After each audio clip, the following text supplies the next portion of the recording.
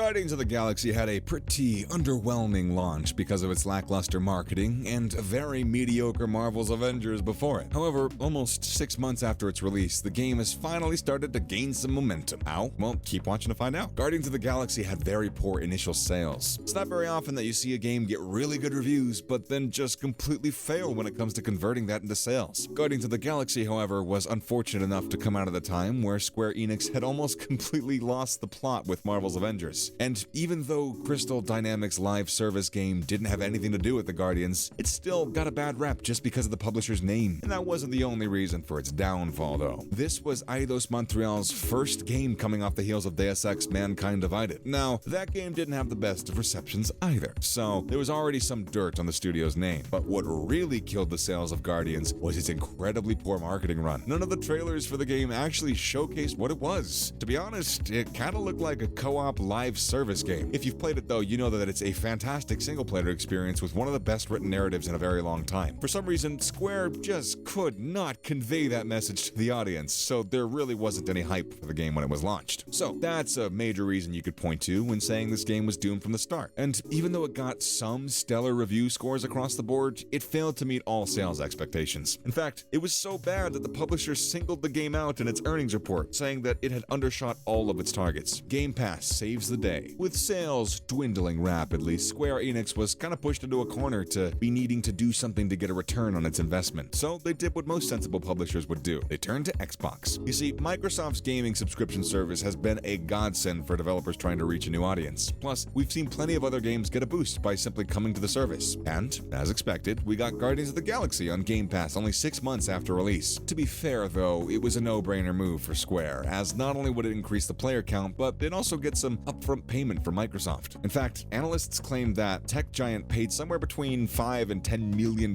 to get Guardians of the Galaxy on its platform. Of course, the game has also seen a massive boost in its player base since joining Xbox Game Pass, and Mary DeMarle, who's the senior narrative director for Guardians, has had some pretty great things to say about it. Speaking to Eurogamer, she said that this move has allowed their team to focus on the creative process without worrying about the marketing aspect of it all. She also added that it's a great way to see people enjoying their creations. Guardians of the Galaxy sales are still not enough to save Eidos Montreal. Despite such a rush of positivity over the past couple of months, it seems like the added sales boost from Game Pass aren't enough to please Square Enix. You see, the publisher really hasn't had the best of luck with its Western studios lately, with games like Avengers, Guardians of the Galaxy, Shadow of the Tomb Raider all failing to meet sales expectations. Their Eastern studios, on the other hand, have been on a roll, especially with the Final Fantasy franchise. So what do you do when a division isn't profitable anymore? Well, according to Square, you sell it. And that's exactly what they did, as they sold most of their Western studios to the already gigantic Embracer Group for $300 million. Of course, this also includes the Guardians of the Galaxy studios, Eidos Montreal. The deal kinda came out of nowhere and shocked the entire gaming industry. However, the most fascinating thing about it was the fact that they had sold their Western IPs to Embracer, including Tomb Raider and Deus Ex. Why did Square Enix sell its Western studios? Well, Square mentioned that it sold most of its Western studio catalog due to a lack of sales for their games. Surely there's gotta be something more to it though, right? Like, a run of bad games should never be the reason for letting go of some really talented teams, right? And it's not like the Japanese publisher is strapped for cash or anything. Well, apparently, Sony has been on the hunt to acquire more studios. So, the PlayStation maker did just make a pretty big purchase in Bungie. However, their main competitor Microsoft has been on a shopping spree recently. So, a single studio is nowhere near what they actually need to compete. On the other hand, many reports have suggested that Square Enix is trying to streamline their business to get bought out. This shouldn't be a surprise though, as many other publishers, including Ubisoft, have also been looking at potential avenues to sell their business. So, Sony and Square Enix. Sounds like a match made in heaven, right? Well, yeah, and it's not just because the two have similar goals. In fact, over the years, the publisher has made many exclusive games for PlayStation like Final Fantasy Remake, and now,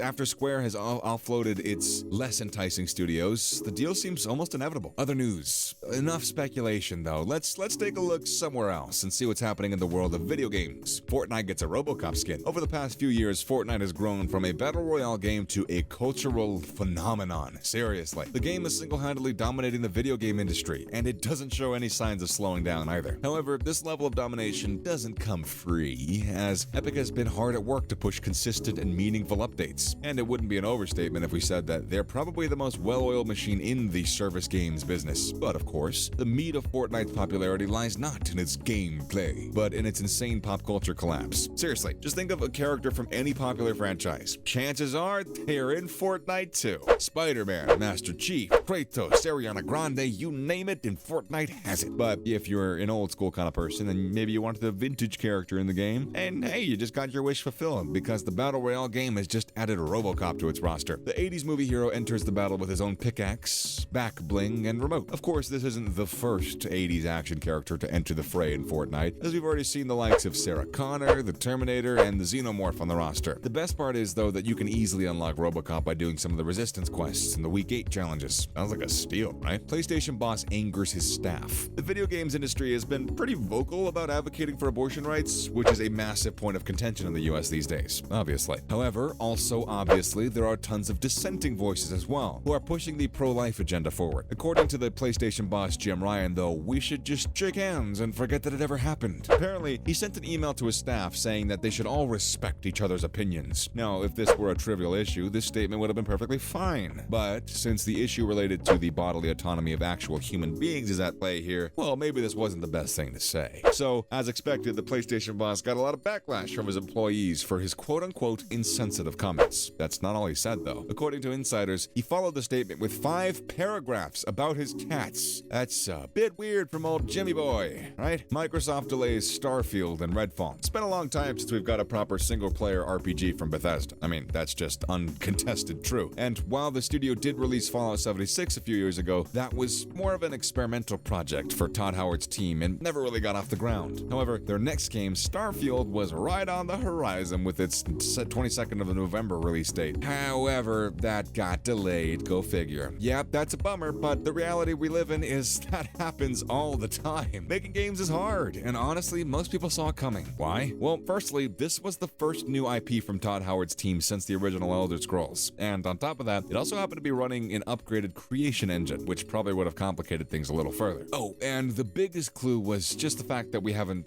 seen any gameplay for the game yet, so I guess we're gonna have to wait until next year to get our hands on Starfield. Of course, this wasn't the only game to get delayed, as Arcane's Starfield, which was slated for summer 2022 release, also got pushed back another year. So we know that it's not what anybody was hoping for, but hey, we gotta remember what Miyamoto said. A delayed game is eventually good, but a rushed game is forever bad. And that's a wrap for this video. Do you think that Xbox should make a third-party deal for an exclusive this fall? Let us know in the comment section below. Make sure to give this video a thumbs up and subscribe to our channel for more videos like this. See you in the next one.